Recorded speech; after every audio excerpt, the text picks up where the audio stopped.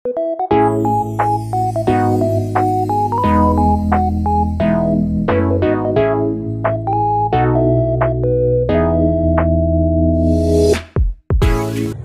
morning, ma'am. I am Mary Joy D. Timaan, and today we're gonna tackle about Superman with pull-up.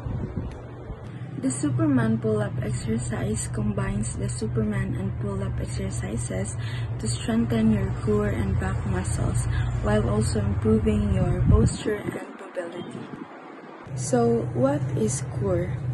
Ang core is muna siya ang group of muscles within our midsection nga nagastabilize sa atong spine and also sa atong pelvis, and belong na dira ang atong lower back, hips, and stomach. Next is hamstring. So, ang hamstring is muna siyang tulo ka muscles na nasa likod sa atong paa, and muna sila ang biceps femoris, and semimembranosus, and semitendaneous. So, si biceps femoris is muna silang dahilan ng anong ma-extend nato ang atoang thigh and ma-rotate nato ang atoang leg and also flexes the knee. Ang semimembranosus o ang semitendaneous kay same ra na sila, kana silang duha. Muna sila ang reason na kanang why ma-rotate nato ang atoang lower leg o ato ang hip, and also ma-extend na to ang atong thigh. So, ang hamstring is muna siya ang pinaka most active when you bend your knees. Sa matang magdagandagan ka, mag-ambak-ambak ka, mag-climb ka, or saan yung buhaton dira, mag-stretch ka. And kanang hamstring is dili na siya maliho kaayo pag dili na siya maliho pag kanang magtindog-tindog lang ka or maglakaw-lakaw lang ka. So again, ang hamstring are tendons or strong bands of tissue na nagakonect sa atong large thigh muscles to the bone. Ano na siya ang Superman exercise. Next is pull-up exercise. Ang pull-up exercise is mas ginapa-strengthen niya ang atoang upper body muscles, including there ang lats, and second is biceps, especially sa atong shoulder and sa atoang upper back. So to do a Superman with pull-up exercises, so these are the steps. First, lie face down on the floor with your arms extended in front of you and your legs extended behind you. Second, engage your lower back and shoulders to raise your chest and arms off the floor. Third is pull your elbows in towards your chest as if you're doing a pull-up. Fourth is extend your arms in front of you again, and the last step is repeat. Benefits of Superman exercise. Spinal support. So from Superman exercise, like what I said earlier, sa core muscles, stabilize the body and protect the spine from injury. So muna siya nga to ang isa sa mga benefit na itong makuha sa Superman exercise, ang spinal support. Next is pain reduction. So, ang Superman with pull-up exercise kay makahelp siya na mag-reduce ang atong pain sa atong mga likod, sa batang, sa atong abaga, and isa po na siya sa makuha nato na benefit anang exercise. Body alignment. So, from this exercise, it really helps us to keep proper alignment and also to have a good posture. Kay di ba nato malikayan everyday na makamake ta og wrong posture. So example sa workout, and also kanang maglakaw ta nga magbako or maglingkod na kanang nakaduko atong ulo. So wrong posture dahil na siya, no, dapat kanang ginakip nato nga mag straight body jud always. So ang Superman exercise makahelp na siya to keep our proper alignment. Next is strength and stability and gluteal muscles. Glutes, a group of muscle that make up the buttocks. So we have 3 gluteal muscles here. So first we have gluteus maximus. Ano siya ang pinakadako most superficial of the three gluteal muscles and the strongest muscles in the body kanang naa sa ato ang back na muscle. Gluteus medius, one of the three muscles that helps with hip abduction, rotation, and stability. And lastly is gluteus minimus, also helps to stabilize the hips and pelvis and move the thigh. And also the last benefit is hamstring. Hey ma'am, I am the next reporter. I am Hannah Rasul and my report is all about Pilates leg pull-up. Now when you hear the word Pilates, kay diba dili kayo siya familiar uban sa tua. Mostly ang familiar sa tua when it comes to exercise is working out, iyahang term, or aerobic exercise like that. But naay Pilates na Pilates exercise nga ginatawag. And this Pilates versus working out, ang difference nila is that ang Pilates kay in short, more siya sa feminine exercise kay dili kay ni siya lisod, and ginakuan lang ani is focus your strength and control to your body. And makita man nato sa working out is mostly like ang unsa ka daghan nga laps ang mahuman kanang padaghanay og laps, building your muscles, heavy equipments like that. Diria is wala kaayoy equipments ang Pilates. So that's it. Dili kaayo siya famous sa mga gym holic nga mga tao kay more on kuan lang siya, very cutesy lang siya nga exercise.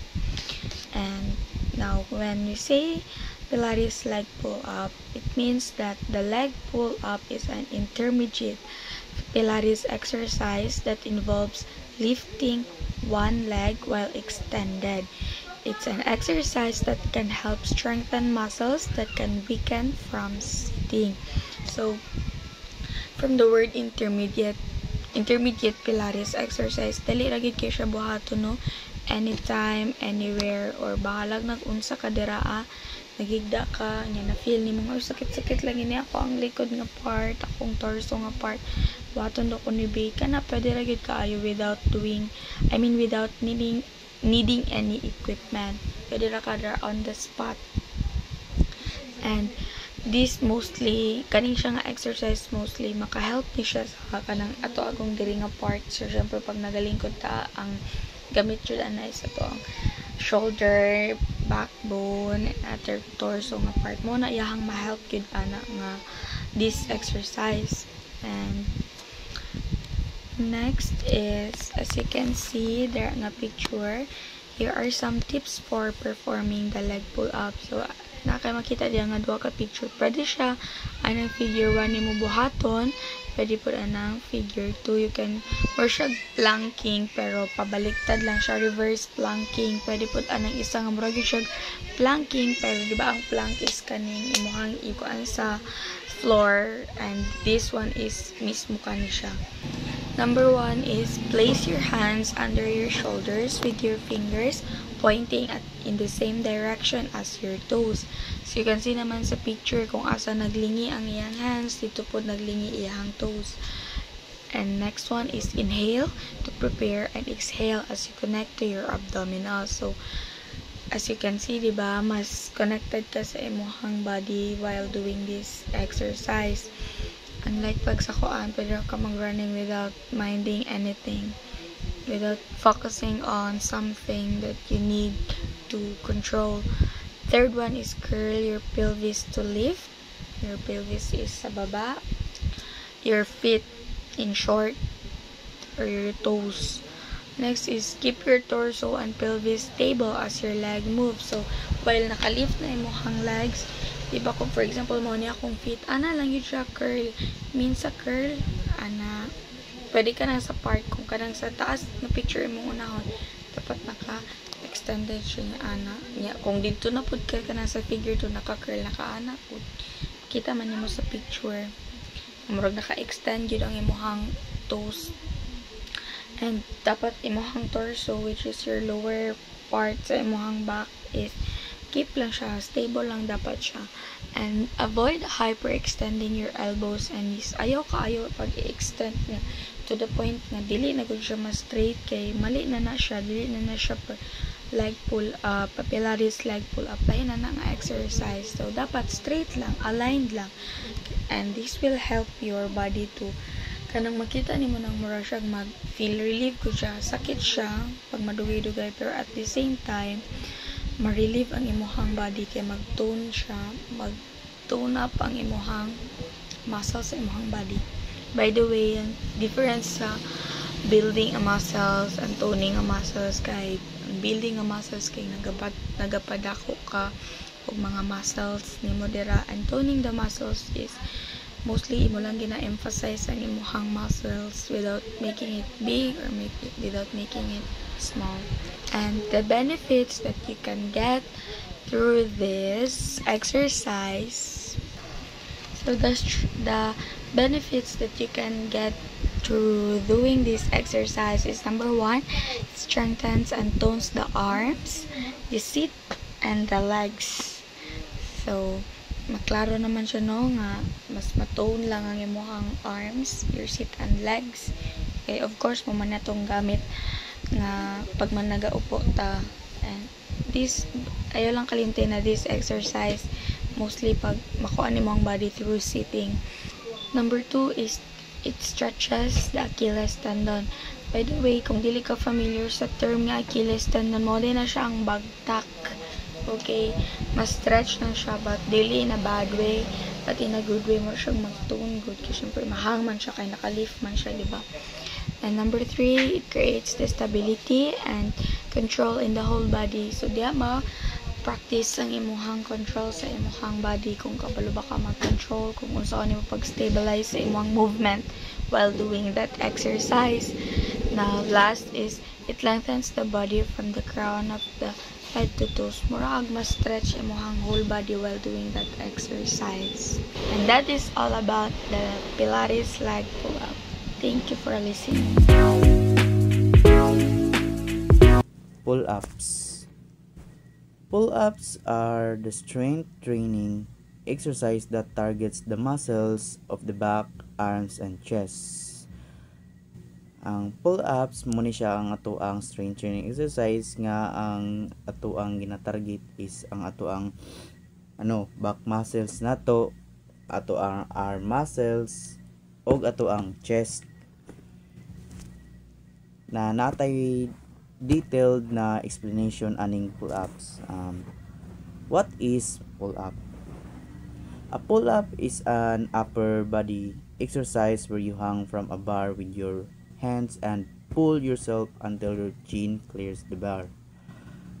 Ang pull-up mo ni siya ang kailangan nato is ang bar para makakuanta, kailangan nato pag mugunit ta sa tapos i-pull na to atong sarili hantod maabot ato ang chest sa bar. Muna siya ang pull up. Then muscles work, unsa ang mga muscle nga mugana natay upat. Una is ang latissimus dorsi. Ang latissimus dorsi muna siya ang atoang back muscle, kani ato ang mga muscle sa atoang likod. Ang ikaduha, number 2 is biceps brachii. Muna siya ato ang mga arm muscles like dria kaning ato ang mga triceps, trapezius, muna siya ang ato ang upper back muscles kaning dria na to dapit sa ato ang mga buko-buko, muna siya ang ato ang upper back muscles. Ang pectoralis major muna siya ang ato ang chest muscles kaning dria na to na mga muscles ato ang dughan. Then how to perform a pull-ups? Unsaon nato siya pag-perform ani? Una is hang from the bar with your hands shoulder width apart. Diba na may bar. Tapos mo ta siya mo hang hang ta dira sa kuan para tapos nakakuan siya, atong kamot is layo kuan siya, nakabuwag siya. muna siya atong shoulder nga wide apart. Then number 2 is engage your core and tighten your grip. Engage na to atong core tapos ato ang tighten ang grip para makapangunat ta. Dapat ato po siya atong kamot, dapat ato siyang hugtan og gunit kay para dili siya makiplos og tarong to perform. Ang ikatulo is pull yourself up by bending your elbows and pulling the bar. Ang ato adawng kuan atong sarili, ang ato ang asahon pataas, ang i-bend na to atong elbows para kuan na to atong chest sa bar. Kanang kasi inani pag mo i-pull ups na to, dapat makaabot ang atong chest dira sa bar, mula maabot yun niya ba, ma-level sila. Number 4 is continue until your chin clears the bar. Mo tong ingon ganiha, kailangan atong dughan maabot, ma-level siya sa bar. Number 5 is lower yourself back down to the starting position. Ibalik na po nato tong lawas paubos para magbalik na punta sa sugod sa ato ang starting position. Sunod is types of pull-ups. Ang natay 5. Una is standard pull-up. Ang ikaduha is chin up.